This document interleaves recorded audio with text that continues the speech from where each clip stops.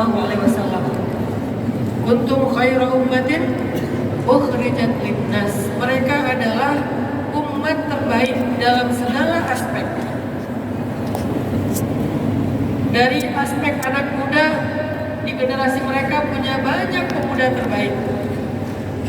Muncul nama pemuda Zaid bin Thabit, anak yang berusia 13 tahun, kalau sekarang masih kelas 1 SMP, tapi sudah menguasai lebih dari 10 bahasa. Dan dia mempelajari satu bahasa hanya butuh waktu sekitar 10 malam saja. Dalam 10 malam menguasai satu bahasa. Bahasa Ibrani, bahasa Suryani, bahasa orang-orang Syam, bahasa orang-orang Romawi, bahasa Yunani. 10 malam satu bahasa, 10 malam satu bahasa.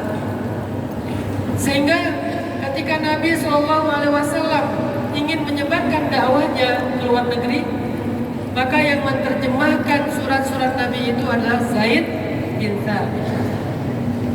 Kenapa Nabi meminta Zaid menerjemahkan surat beliau? Kenapa enggak hanya pakai bahasa Arab aja? Karena khawatirnya pesan Nabi dalam bahasa Arab ketika diterjemahkan oleh penerjemah dari negara tertentu nanti berubah maknanya. Yang tadinya Nabi ingin menyampaikan ajaran tauhid, diterjemahkan kepada mereka, ternyata ajaran tauhid sama dengan ajaran dewa-dewa mereka. Tereduksi makna dari pesan Nabi. Makanya Nabi lebih tenang kalau surat dan dakwah beliau diterjemahkan oleh orang yang paling mengerti Al-Quran, yang menulis Al-Quran, sekaligus yang paling mengerti bahasa asing. Dan dia adalah anak muda berusia 13 atau 14 tahun, Zaid bin Thabit. Mereka adalah teladan kita. Makanya kalau Allah bilang kuntum khaira ummatin ukhrijat linnas, itu bukan tanpa alasan. Kalau Nabi bilang generasi terbaik, khairul qurun, sebaik-baik generasi itu adalah generasi sahabat, itu bukan tanpa alasan. Pasti ada alasan yang luar biasa. Dan Zaid bin Thabit hanya salah satu sampel dari gambaran generasi terbaik, yaitu generasi para sahabat. Nanti muncul lagi nama, kalau perempuan ada Sayyidah Aisyah radhiyallahu anha, anak yang berusia 14 tahun sudah menjadi seorang dokter ahli bedah. Jarang dengar kan kalau Sayyidah Aisyah itu dokter ahli bedah? Kita kan tahunya Sayyidah Aisyah itu hafiz Al-Quran, hafiz hadis, ahli fikih kan ya? Atau yang lebih terkenal lagi, beliau adalah istri Nabi yang paling romantis, yang paling cantik. Tapi tahukah kita kalau Sayyidah Aisyah juga seorang ahli ilmu biologi atau ahli ilmu kesehatan? Beliau adalah seorang dokter ahli bedah. Bedahnya tuh bukan bedah kecil, bisul, jerawat, bukan, bedah besar. Karena perang Uhud misalnya, ada seorang sahabiat dalam perang Uhud namanya Ummu Umarah, atau dikenal dengan istilah Hamraul Asad. Ummu Umarah juga dipanggil dengan nama Hamraul Asad. Kenapa dipanggil dengan nama Hamraul Asad? Hamra itu artinya merah, Asad itu artinya singa. Kenapa dipanggil dengan panggilan singa merah? Karena seluruh tubuh Ummu Umarah itu berlumuran darah karena membela Nabi dalam perang Uhud, sehingga beliau mengalami luka lebih daripada 30 bekas bacokan, bekas panah, bekas tombak. Dibacok 30 bacokan lebih. Siapa yang membedah Ummu Umarah dengan luka-luka yang sangat parah itu? Sayyidah Aisyah. Seorang perempuan, cewek, muda, cantik, dan usianya baru 14 tahun. Jadi wajar kalau Allah bilang mereka sebaik-baik generasi. Wajar kalau Nabi bilang mereka sebaik-baik generasi. Kelas 2 SMP udah jadi dokter ahli bedah. Kita masih galau. Kita masih pakai akun fake, ngekepoin mantan. Kita masih scrolling TikTok, terus akhirnya dapat berita di TikTok video kecelakaan, bingung ini kecelakaan di mana, nyarinya di komen. Beda banget levelnya antara generasi itu dengan generasi kita. Makanya wajar kalau ditanya apa setelah hijrah, belajar aja sama mereka. Apa yang mereka lakukan after converting to Islam, setelah mereka menjadi muslim. Kalau dalam konteks kita, karena kita udah muslim sejak lahir, alhamdulillah, maka apa setelah kita hijrah? Kalau mereka, apa setelah mereka menjadi seorang muslim? Suatu hari Abu Bakar pernah nanya gitu kepada Nabi. Hari ketika Abu Bakar Islam, Abu Bakar tanya gini kepada Nabi, ya Rasulullah, muruni, perintahkan saya, apa tugas saya ya Rasulullah? Perintahkan saya, apa tugas saya ya Rasulullah? Apa yang harus saya lakukan setelah saya Islam ya Rasulullah? Maka kemudian Nabi menjawab, ya Abu Bakar, tugasku adalah tugasmu. Tugasku adalah tugasmu. Apa tugas Nabi? Menyampaikan risalah. Apa tugas Nabi? Dakwah. Maka kalau tugas Nabi adalah dakwah, begitu juga tugas Abu Bakar, tugas setiap sahabat yang baru menjadi seorang muslim. Hari pertama mereka muslim, hari itu juga mereka diberikan amanah dakwah. Jadi bukan nunggu LC dulu, MA dulu, doktor dulu, lulus pesantren dulu, bedah kitab panjang dulu, baru mereka berdakwah. Bukan.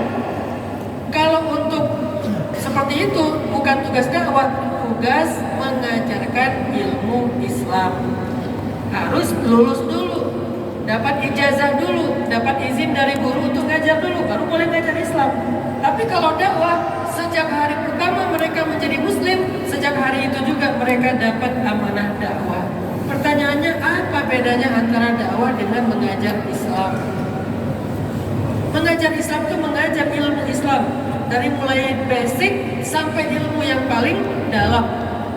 Dan itu nggak semua orang mampu melakukannya, hanya para kiai, para ulama, para masyayikh.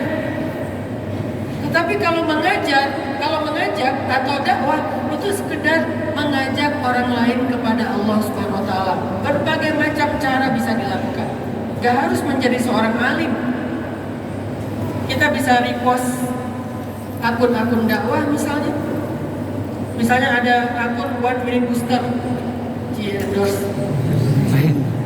Ada akun misalnya tentang libatin Allah. Atau akun di reject.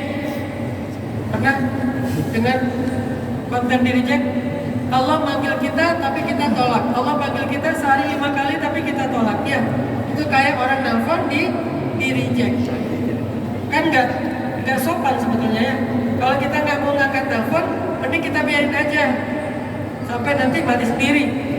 Tapi kalau nge-reject itu tuh kasar, rude banget. Allah manggil kita, hayya 'alas shalah.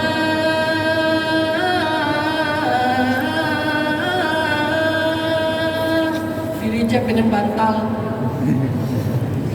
Di-reject dengan di-skip. Kedengaran di radio ganti ke channel yang lain. Kedengaran di handphone langsung di-posting. Lalu kita share akun-akun ini kepada teman-teman kita, kepada sahabat kita, kepada geng kita, kepada grup kita.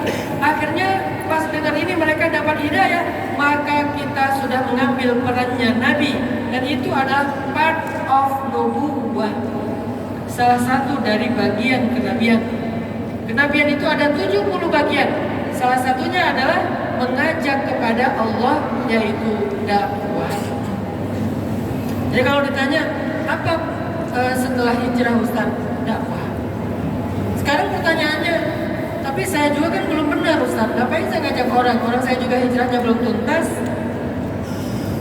Kan saya bukan ulama Ustaz. Gimana saya ngajak orang? Kan saya nggak tahu ilmunya, nggak tahu dalilnya. Nggak mau ngajak orang, nanti takut dibilang so alim, takut dibilang so soleh, takut dibilang bau malaikat, takut dibilang bau surga dan segala macam. Bagaimana kalau kondisinya kayak gitu? La tahzan, Karena Nabi pun kayak gitu. Memang kita doang. Nabi yang lebih mulia pun merasakan hal yang sama, bahkan lebih berat daripada kita.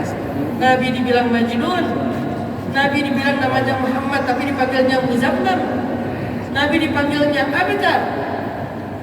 Padahal Nabi itu Kautsar tapi dipanggilnya Abtar. Udah datang tuh laki-laki mandul, bahasa Arabnya Abtar. Mandul jadi hashtag. Muzammam, apa arti Muzammam? Hina, tercela jadi hashtag. Majnun jadi hashtag. Sahir, penyihir jadi hashtag. Nabi kadzab, pendusta jadi hashtag. Habis-habisan dibully. Jadi bukan kita doang yang merasakan itu. Nabi yang lebih mulia, lebih sempurna, lebih dicintai Allah pun merasakan hal yang sama. Jadi itu bukan alasan. Kalau alasannya gimana saya mau berdakwah atau ngajak orang sementara saya sendiri juga belum benar. Justru mengajak orang itu adalah sebuah proses kita untuk memperbaiki diri. Kenapa? Karena dengan kita mengajak orang lain, kita tuh punya dorongan untuk juga sama mengikuti kebaikan itu. Gak mungkin kan kita ngajak orang lain terus kita gak menjalankannya. Setidaknya ada rasa guilty feeling dalam hati kita. Aduh gak enak nih, saya ngajak dia ke talim tapi saya gak ikut datang. Kan muncul dorongan itu. Itu cara kita untuk nge-push diri kita, mendorong diri kita untuk terpaksa akhirnya melakukan satu kebaikan. Lama-lama terbiasa. Kalau alasannya kita sendiri belum benar. Tapi yang paling istimewa teman-teman, ini saya pengen sharing. Kenapa kita perlu ambil bagian dakwah? Sebetulnya dakwah itu bukan tentang memperbaiki orang lain. Dakwah itu amalan yang paling istimewa setelah hijrah loh. Seberapa istimewa dakwah? Dakwah itulah alasan kenapa Allah Subhanahu wa taala memuliakan para nabi yang berjumlah 124.000 itu. Alasannya dakwah, bukan karena kekuasaan, bukan karena harta yang banyak, bukan karena tampan good looking. Alasan kenapa Allah memuliakan mereka itu karena dakwah. Sehingga kalau kita ingin Allah memuliakan kita dalam hidup, sehingga kalau kita udah mulia kita jadi priority, jadi orang yang diprioritaskan sama Allah. Ada rahmat kita duluan yang dikasih, ampunan dikasih paling banyak, pertolongan dikasih dari jalan yang tidak terduga-duga. Itu kan dialami oleh para nabi kan, yang kita kenal dengan istilah mukjizat. Lalu setelah para nabi kita kenal dengan istilah karamah atau ma'unah. Kenapa mereka dapat keajaiban dalam hidupnya? Karena dakwah. Karena mereka terlibat di dalam dakwah, makanya terjadi keajaiban.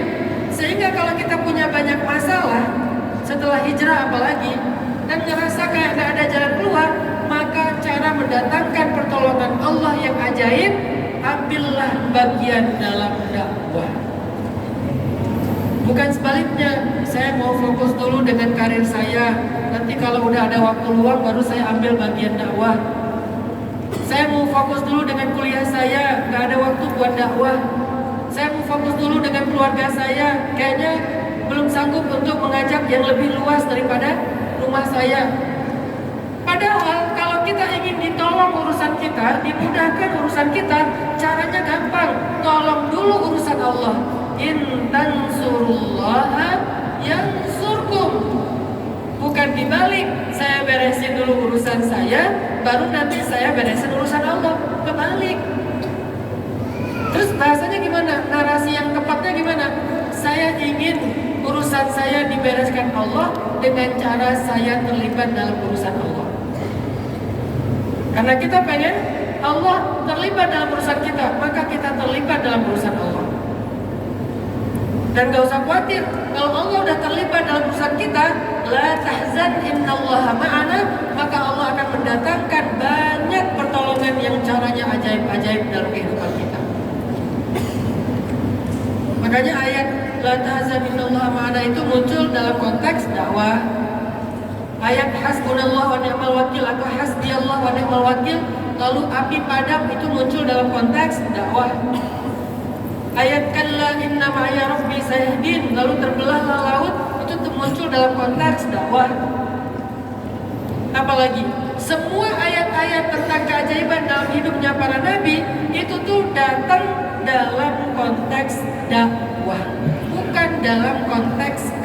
karir. Jadi kalau kita mau karir kita dimudahkan, bawa dakwah dalam urusan hidup kita. Bukan sebaliknya, biar mudah tinggalkan dulu dakwah, karena dakwah ini menghalangi dan nge-distract urusan kita. Enggak, sebaliknya, kalau pengen urusan hidup kita, karir kita, jodoh kita, rumah tangga kita, apapun dalam masalah hidup kita pengen dimudahin, libatkan Allah dengan cara ambil beban agama Allah. Semua yang Allah muliakan itu alasannya karena dakwah. Saya kasih contoh yang paling ekstrim. Yang Allah muliakan karena dakwah. Contohnya adalah anjingnya Ashabul Kahfi. Yang namanya anjing ya, itu kan kalimat tercela kan. Apalagi kalau J-nya diganti dengan Y, anjing gitu ya. Kan itu kalimat tercela ya. Kita menggunakan kata itu untuk apa? Untuk mencela kan. Tapi ternyata kalimat ini disebutkan di dalam Al-Quran 4 kali. Wa kalbuhum basitun dhira'aihi bil wasid. Dan anjing mereka, coba, kenapa Allah nggak ganti aja dan pet mereka, atau dan hewan mereka? Kenapa nggak pakai hewan aja atau pet, hewan peliharaan yang lebih lembut? Dan jiwa mereka misalnya pakai nama yang lebih unyu-unyu, yang lebih cute misalnya. Kenapa kok kalb? Padahal kalbun itu bukan di Indonesia aja, di Arab juga sama celaan. Ya kalb kata mereka. Ada 2 celaan mereka. Kalau nggak kalb, humar, keledai. Saya pernah di Mesir itu lagi naik MRT, terus ada yang marah-marah gitu kan. Dia bilang kayak bapak yang lagi dimarahin itu, humar, keledai kamu. Terus bapak itu menjawab, humar ghairab hana? Emang ada keledai di sini selain kamu? Nggak ada. Ada. Dia bingung. Kalau dia bilang nggak ada, berarti dia keledai. Kalau dia bilang ada, berarti dia juga termasuk keledai. Akhirnya satu MRT itu pada ketawa. Artinya keledai, anjing itu adalah kalimat celaan. Tetapi meskipun itu kalimat agak sensitif, Allah pakai di dalam surat yang mulia, Suratul Kahfi. Wa kalbuhum basitun dhira'aihi bil wasid. Anjing mereka duduk di depan mulut gua. Satu.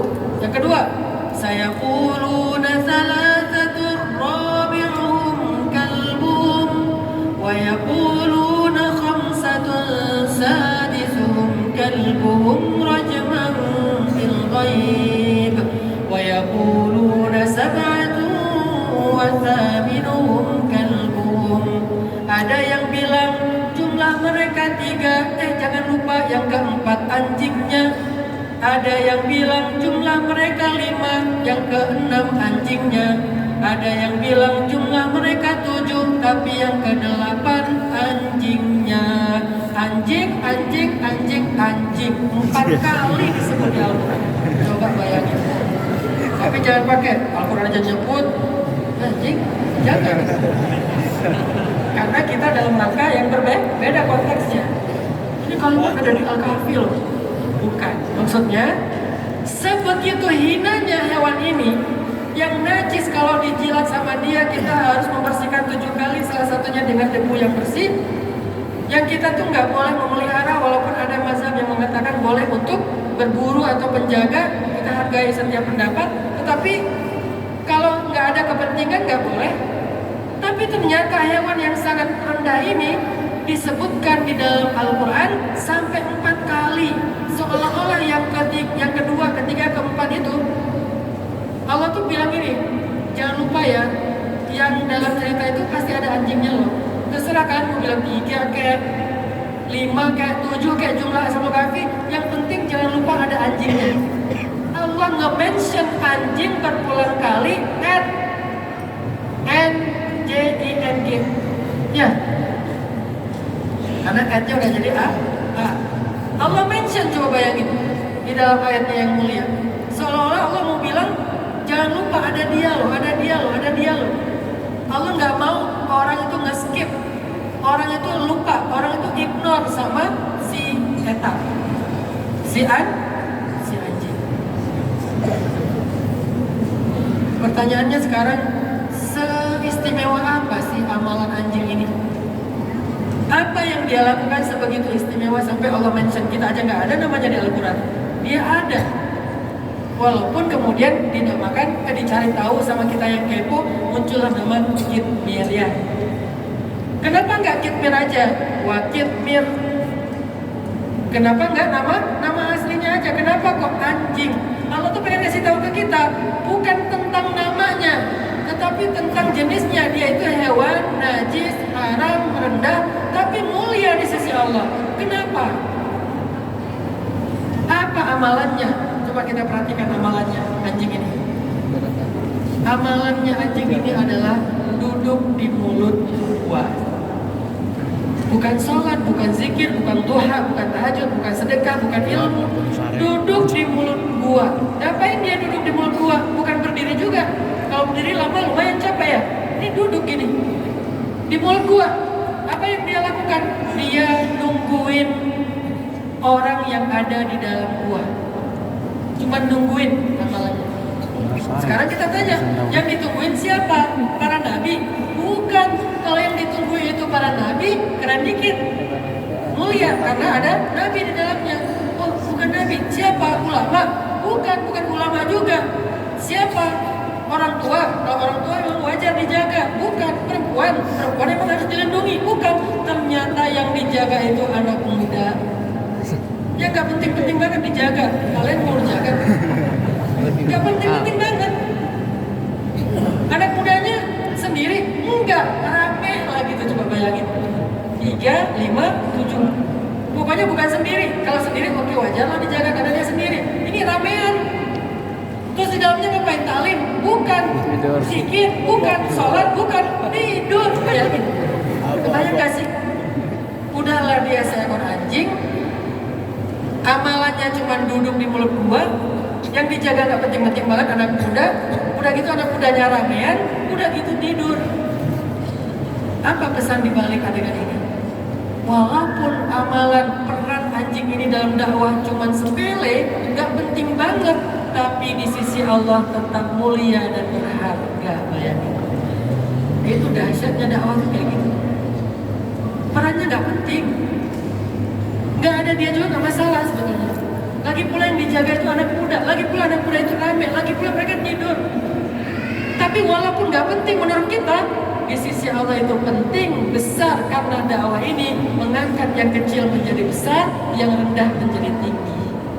Dakwah. Apalagi kita yang lebih mulia dari anjing, yang peran dakwahnya lebih penting daripada nungguin mulut gua. Sekedar rapiin sendal di masjid, sekedar ikut terlibat misalnya konsumsi atau bagian ngurus-ngurusin soft supaya rapi, bagian ngamerahin, bagian ngeditin, bagian ngeposting, bagian bikin caption, bagian ngeramein, nge-repost. Peran kita pasti lebih penting daripada anjing itu. Kalau anjing saja, makhluk yang rendah saja, yang perannya sepele banget, begitu mulia di sisi Allah sampai dimention 4 kali, gimana kita teman-teman dalam urusan dakwah?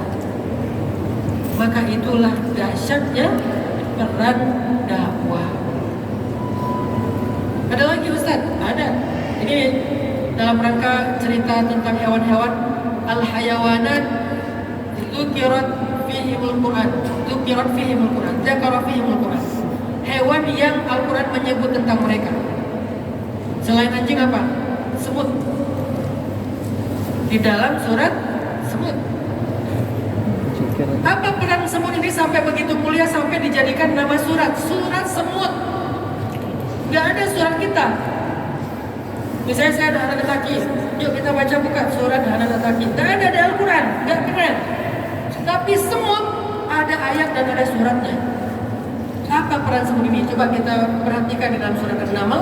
Perannya adalah ketika Nabi Sulaiman mau lewat dalam perjalanan dakwah, Semut-semut itu kemudian ada di jalan, kemudian salah satu di antara semut itu berkata, "Ya ayyatuhan naml, wahai semut-semut, udkhulu masakinakum." Masuklah kalian ke rumah-rumah kalian supaya tidak diinjak oleh Sulaiman dan bala tentaranya, wa hum la yash'urun, dan mereka nggak ngerti, nggak sadar.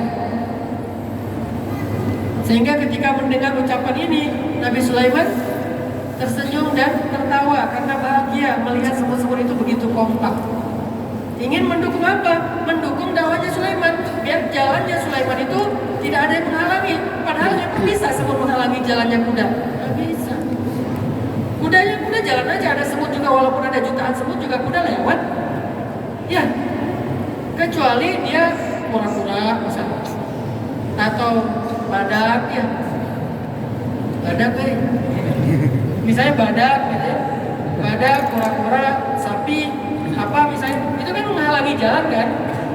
Tapi semut, bayangin menghalangi jalan, enggak menghalangi sebetulnya. Jadi kalau mereka tetap di situ, keinjak sama Sulaiman, dan Nabi Sulaiman nggak terganggu, mereka aja yang celaka. Tapi meskipun demikian, Allah tetap menghargai peran dia yang sebetulnya nggak ngaruh-ngaruh banget sebetulnya. Ya ayyatuhan naml udkhulu masakinakum la yahtimannakum Sulaiman wa junuduh wa hum la yash'urun. Ya yuk kita masuk yuk, biar Sulaiman bisa lewat, takutnya menghalangi jalannya Nabi Sulaiman.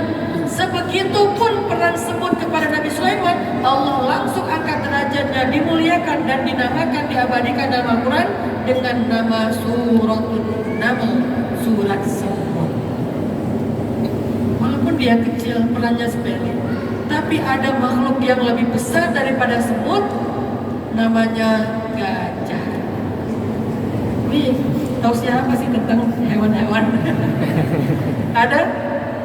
Ada hewan namanya gajah. Meskipun dia gagah, besar, hebat, ditakuti, begitu dia menghalangi dakwah, begitu dia merusak dakwah, begitu dia mengganggu dakwah, Allah kerdilkan dia. Alam tara kaifa fa'ala rabbuka bi ashabil fil. Allah hancurkan gajah tersebut. Makanya itulah asal muasal kalau kita suit, semut lawan gajah menang semut. Cenah ya. Cocokologi. Artinya di dalam Al-Quran itu udah banyak sekali analogi-analogi dan ibrah untuk kita. Gak penting kalian besar atau kalian gagah, kalian kuat, kalian punya apa aja. Kalau kalian mengganggu dakwah, maka ada gajah sebagai contoh untuk kalian.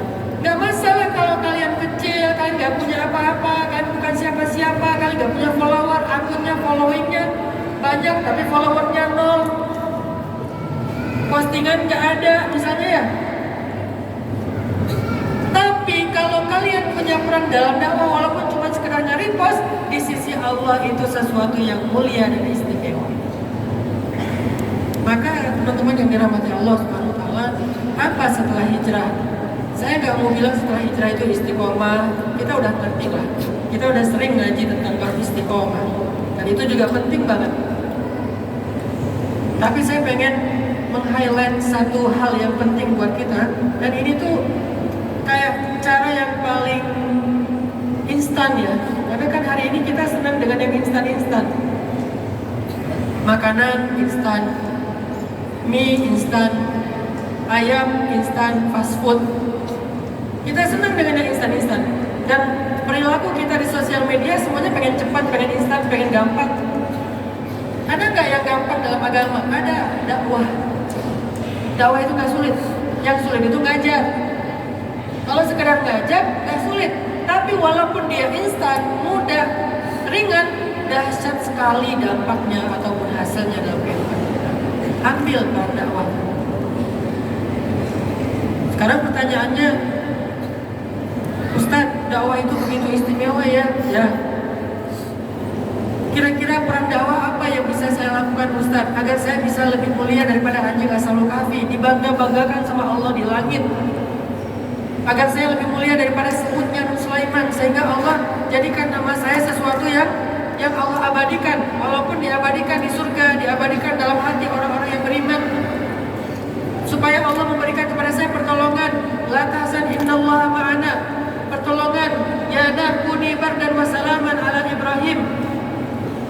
Pertolongan dari berbagai macam kesulitan, akhirnya laut dibelah dan seterusnya. Gimana cara saya mengambil peran dakwah supaya hidup saya lebih baik, Ustaz? Gampang. Coba switch, coba dirubah niat kalian dalam belajar ilmu menjadi tujuannya agar bisa berdakwah. Sesederhana. Misalnya kalian belajar apa? Belajar tentang kedokteran. Ya udah coba niatkan, saya pengen menjadi seorang dokter yang nanti kalau saya udah lulus, saya pengen mengabdi selain profesional, tetap ada karir profesionalnya, mungkin di klinik, mungkin di rumah sakit, tapi saya pengen mengabdi dengan cara memberi pengobatan gratis kepada dua. Satu, fakir miskin. Kedua, kepada para hafiz Al-Quran. Yang hafiz Al-Quran gratis berobat. Dan yang gratis bukan cuma dia, ayah ibunya pun gratis, karena dia memberi mahkota kepada ayah ibunya nanti di akhirat. Sehingga saya pengen dapat kebaikan dari dia, karena dia bisa mengajak orang 10 orang masuk surga. Siapa tahu saya ke 10. Ayahnya nomor 1 atau ibunya nomor 1, ayahnya nomor 2, pasangannya nomor 3. Saya yang ke 10. Kenapa? Karena saya berbuat baik kepada dia, karena dia merasa saya orang yang sangat berjasa bagi dia. Jadilah dokter yang membantu dakwah, membantu fakir miskin, membantu orang yang ahli Al-Quran. Misalnya, ini cuma contoh ya simulasinya. Atau belajar apa? Belajar sains atau belajar desain. Saya anak DKV, Ustaz. Saya kalau bikin desain bagus. Ya udah coba sekarang pelajari desain dengan niat ingin berkontribusi buat dakwah. Hari ini dakwah butuh sekali para desainer atau orang-orang ahli grafis dalam menyebarkan konten-konten dakwah. Bisa buku, bisa poster, bisa apapun. Sehingga dengan peran kalian dalam desain dakwah, akhirnya dakwah ini tersebar lebih luas. Akhirnya dakwah ini dianggap sesuatu yang keren. Anak muda senang membaca konten dakwah karena layoutnya, grafisnya bagus. Maka yang kalian lakukan itu dakwah. Apa yang kalian sedang pelajari misalnya? Oh, saya lagi belajar seni, Ustaz. Saya senang dengan musik. Kebenaran saya mengambil pendapat tidak semua musik itu haram. Kalau ada yang berpendapat demikian sebaliknya, ya udah kita respect aja, nggak usah saling menyalahkan. Tapi saya mengambil pendapat tidak semua musik itu haram, dan banyak dalilnya. Tapi yang saya ingin sampaikan adalah, kalau saya adalah seorang musisi, Ustaz, atau anak seni, saya belajar musik. Bagaimana caranya? Ya udah coba ciptakan sebanyak mungkin instrumen ataupun musik yang baik untuk pendidikan. Hari ini orang-orang lain yang bukan kita kaum muslimin, mereka menjadikan film-film mereka itu dengan back sound atau dengan suara-suara musik yang dahsyat sehingga orang nyaman nonton, apalagi anak-anak. Buka di YouTube, apalagi YouTube Short ya. Musik, film, adegan, animasi segala macam. Akhirnya anak-anak kita, generasi kita mengakses sebuah pendidikan lewat media, tapi tidak ada muatan dakwahnya, Islamnya. Kenapa? Karena kita membatasi diri dengan pemikiran kita yang kaku. Kenapa kita nggak bikin animasi aja? Nggak banyak yang dari kita bikin animasi yang sedahsyat, misalnya filmnya Moana misalnya, atau yang Encanto misalnya, atau yang sekarang lagi ngehit Barbie misalnya, sebelumnya Mermaid misalnya. Ya, kita nggak bikin, akhirnya kita cuma bisa marah-marah doang. Anak-anak nggak punya alternatif. Coba niatkan, saya pengen jadi animator yang bisa membuat film Ipin dan Upin. Betul. Ya, kurang berhasil. Artinya Ipin Upin itu udah berhasil loh nge-share, mengkampen budaya Melayunya. Walaupun mereka cukup bijak ya untuk menampung budaya, ada Cinanya, ada Indianya, ada Indonesianya, Susantinya, ada Jarjit dari India, ada siapa? Meme dari Cina misalnya, ada Ipin Upin pastinya sama Ihsan sama Fizi, siapa tuh yang seringgit tuh? Mahil, Melayu. Dua singgit. Jarjit orang mana ya? Bangladesh. Ijat. Jarjit orang India ya. Tanggal Putu India kan? Artinya mereka berhasil mengkampen satu culture lewat animasi. Di kita misalnya ada apa kemarin? Animasi yang Islam tuh bagus. Nusara. Kita butuh lebih banyak lagi nih konten-konten kayak gitu buat anak-anak. Dan itu dakwah. Apa yang kalian pelajari? Oh, saya belajar tentang farming, tentang agribisnis dan seterusnya. Saya sekarang lagi bikin sekolah SMA, namanya 29 Sociopreneur High School. Sekolah SMA untuk social entrepreneur. Yang diangkat adalah isu lingkungan. Kurikulum Merdeka dikombinasi dengan kurikulum PBB SDGs, Sustainability Development Goals. Kita belajar dari Ashoka, belajar dari Singularity University.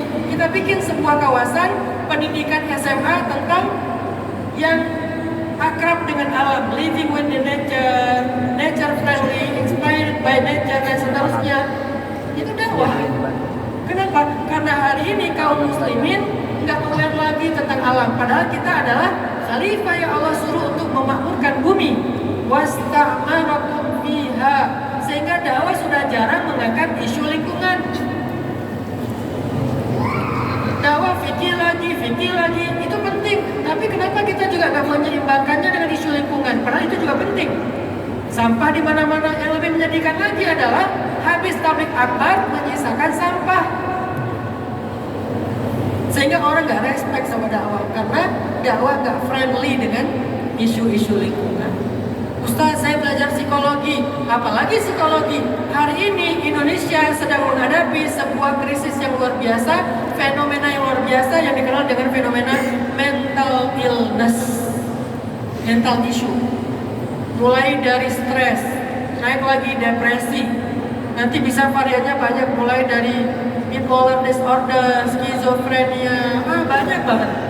Ada yang pengen bunuh diri, naik ke atas jembatan, naik ke tower, turun lagi ketinggian ternyata. Banyak sekarang mental issue sebagai krisis anak muda. Maka jadilah psikolog Islam, psikolog dakwah yang bisa menyelesaikan kasus-kasus mental. LGBT itu masalah mental.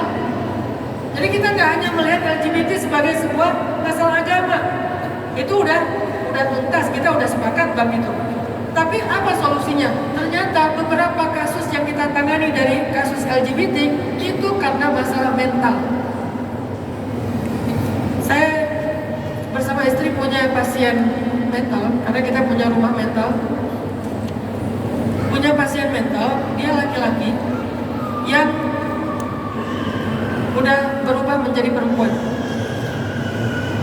Dia dandanannya udah perempuan banget, gayanya perempuan banget, dan dia udah punya pacarnya laki-laki. Dia laki-laki, udah dandan perempuan, punya pacarnya laki-laki. Agak rumit ya. Pertanyaannya, kenapa dia jadi perempuan? Dia bilang kayaknya nggak enak ya jadi laki-laki, gue pengen jadi perempuan aja. Kenapa? Triggernya gara-gara dia diputusin sama pacarnya yang perempuan. Patah hati, akhirnya pengen jadi perempuan. Kenapa?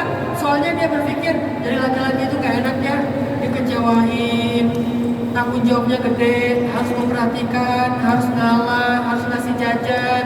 Nanti kalau udah nikah harus ngasih nafkah. Capek aja jadi laki-laki, harus ngalah terus.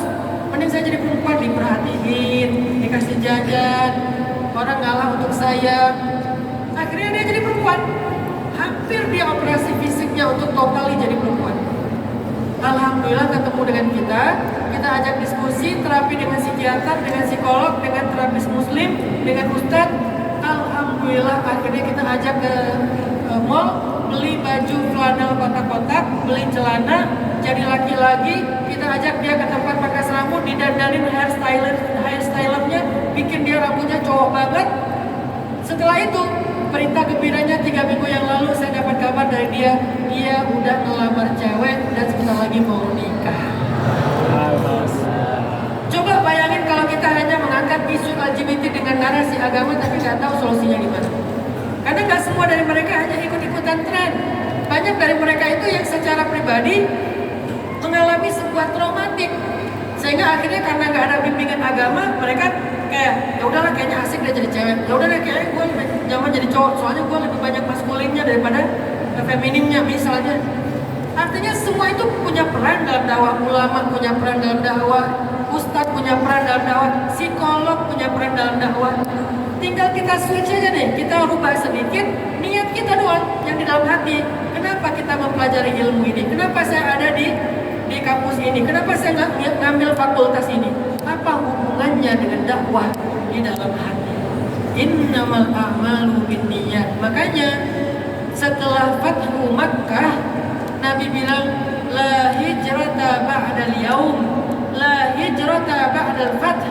Tidak ada lagi hijrah setelah Fathu Makkah dari Makkah ke Madinah. Terus yang ada apa? Walakin jihadun wa niyyah. Setelah hijrah maka yang tersisa adalah jihad dan niat. Dan dakwah itu bagian dari jihad. Kita nggak perlu jihad perang, alhamdulillah negara kita aman. Beda sama Palestina. Terus apa bentuk jihad kita? Dakwah. Berarti yang tersisa adalah dakwah dan niat. Jadi kalau pertanyaannya ngapain Ustaz setelah hijrah? Niatin aja hidup kita untuk dakwah. Apa yang saya dapatkan Ustaz kalau niatnya untuk dakwah? Allah akan memberikan kemudahan demi kemudahan dalam segala urusan kita. Kalau karir kita diniatkan untuk dakwah, Allah kasih keajaiban dalam karir. Kalau mencari jodoh diniatkan untuk dakwah, Allah kasih keajaiban dalam mencari jodoh. Kalau pengen punya anak untuk dakwah, Allah kasih keajaiban untuk punya anak. Siapa dia? Ibrahim dan Zakaria. Apa alasan Nabi Ibrahim dan Nabi Zakaria pengen punya anak? Coba baca nanti di pembukaan surat Maryam. Inni khiftul mawaliya min warai wa kanat imraati 'aqira fahab li min ladunka waliya yarithuni wa yarithu min ali Ya'qub. Alasannya apa? Yarithuni wa yarithu min ali Ya'qub waj'alhu rabbi radiyya. Kenapa Nabi Zakaria pengen punya anak laki-laki? Biar bisa mewarisi dakwah Zakaria dan Yakub.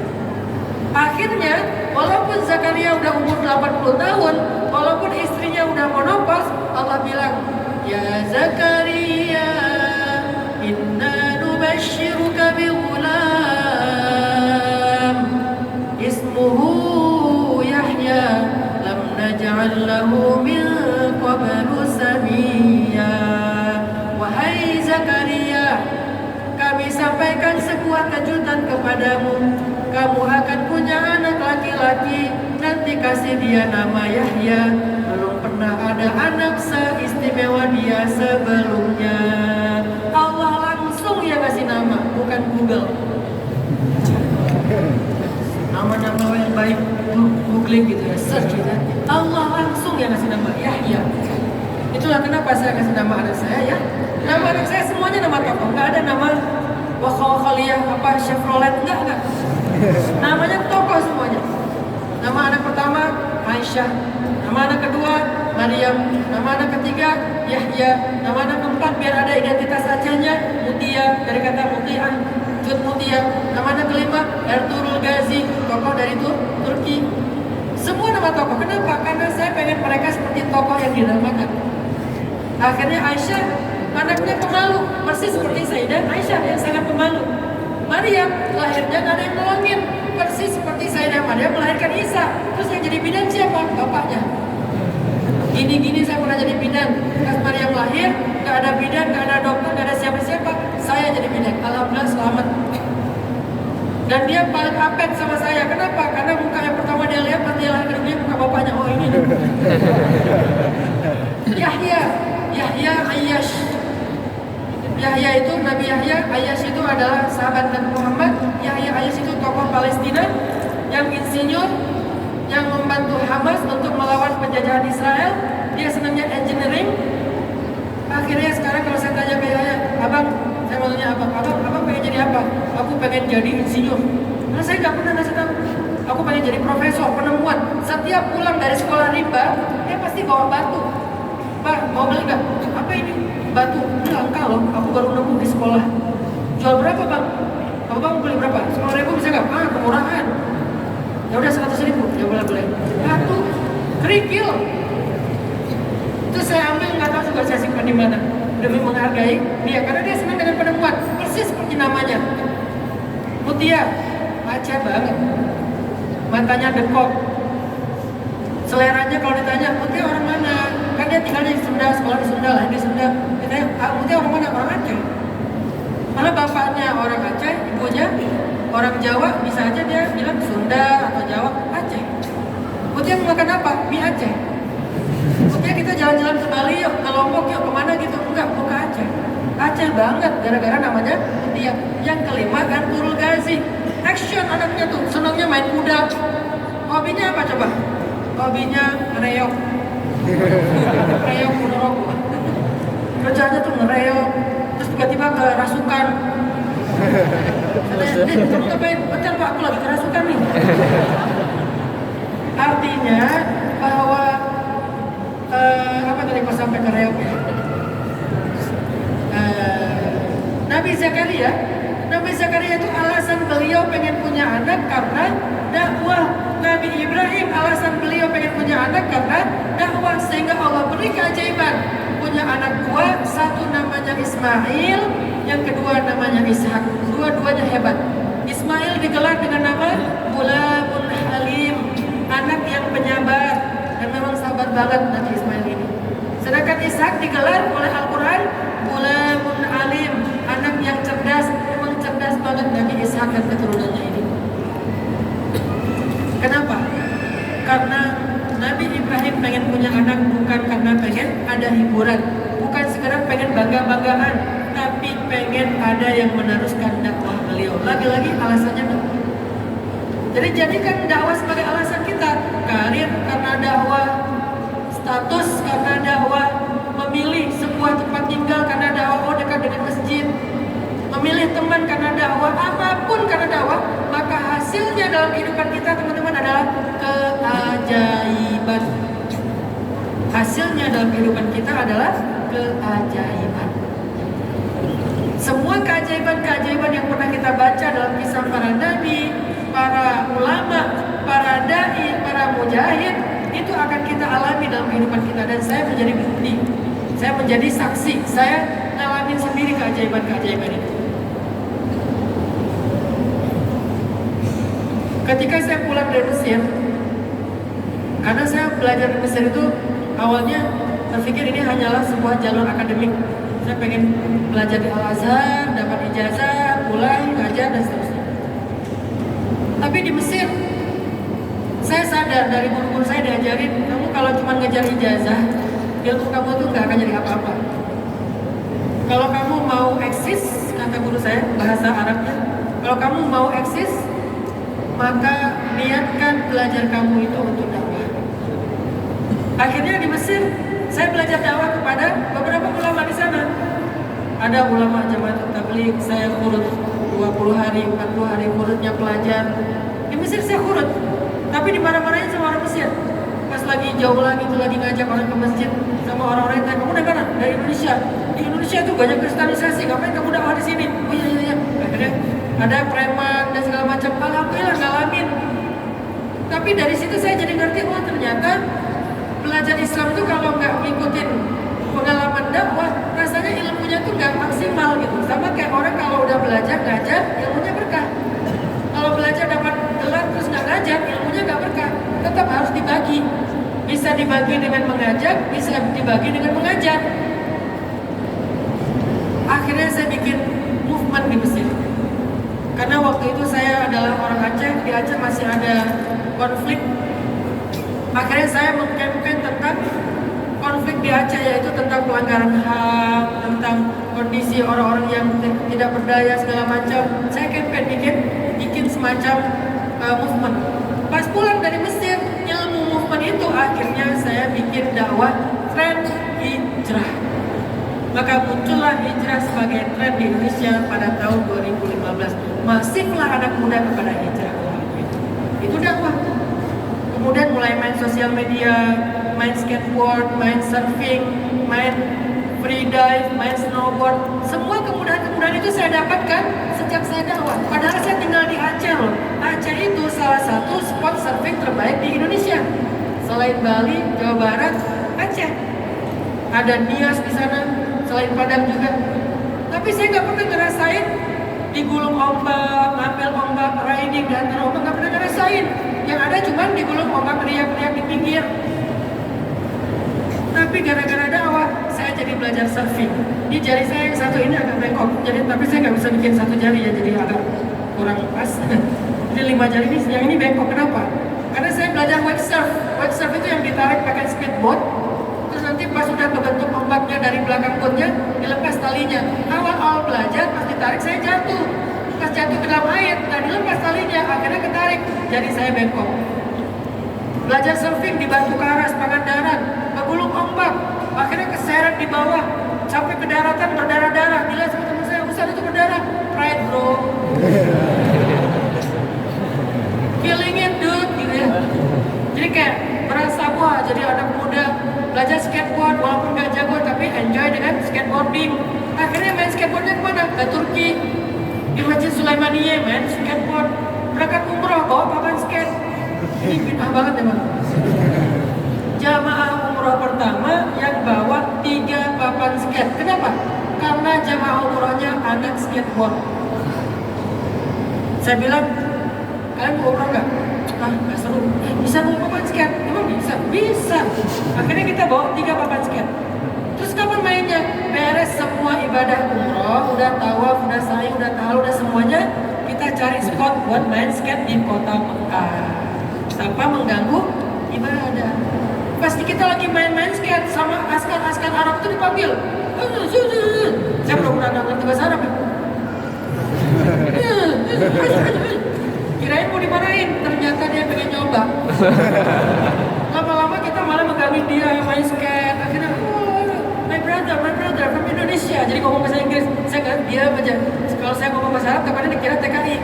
Jadi saya diam aja pakai bahasa Arab. Akhirnya ngomong bahasa Inggris.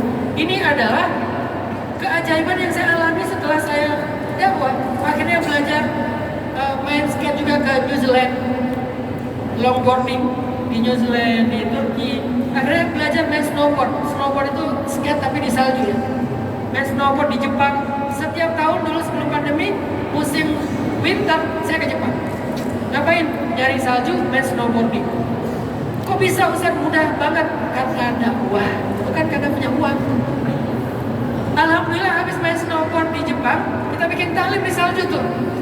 Bikin taklim saya nggak ngerti juga. Pas udah bikin taklim, pas kemarin 2023 saya datang lagi di Jepang, beres pandemi. Ada seorang anak Jepang, cowok Jepang, nyamperin saya pakai bahasa Jepang, diterjemahin sama penerjemah. Dia bilang, makasih ya Ustaz Hanan, Ustaz pasti udah lupa sama saya. Oh iya maaf, siapa ya? Saya dulu ikut taklim Ustaz pas habis main snowboarding.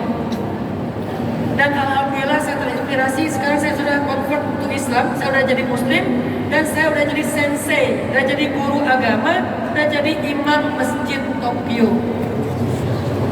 Dan dia mengajarkan Islam kepada orang Jepang yang ada di Tokyo, di masjid Tokyo, bukan masjid Indonesia, masjid nasionalnya. Dia udah jadi sensei dan jadi imam, masya Allah, gara-gara dakwah. Karena saya dakwahnya anak muda, berarti saya harus banyak main, banyak manfaat. Saya main-mainnya anak muda. Saya misalnya kayak jalan kemana gitu sama teman-teman misalnya. Intinya adalah setelah saya mengambil peran dakwah, maka akademik saya, karir saya sebagai seorang guru agama mendapatkan banyak kemudahan dan keajaiban dari Allah Subhanahu wa Ta'ala. Maka begitu juga kita, apapun peran kita, apapun status kita, apapun karir kita, bawa itu kepada dakwah. Apapun masalah kita, coba terlibat dalam dakwah. Terlibat aja dalam dakwah. Gimana terlibatnya? Bantu orang lain. Kata Nabi, siapa yang mengangkat beban saudaranya, Allah mengangkat beban dia. Jadi kalau kita punya masalah, jangan fokus dengan masalah kita. coba ambil peran agama Allah, ambil masalah orang lain, bantu masalah orang lain, biar masalah kita yang urusnya Allah, bukan kita. Dan Allah sebaik-baiknya mengurus. Jadi kalau kita lagi punya masalah nih teman-teman, jangan cuma fokus ke masalah kita, coba cari masalah.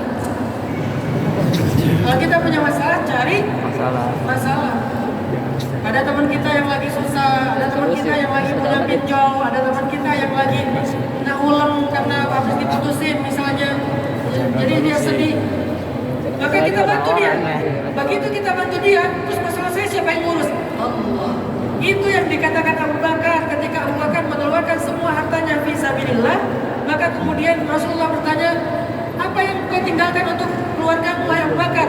Aku tinggalkan Allah dan Rasul.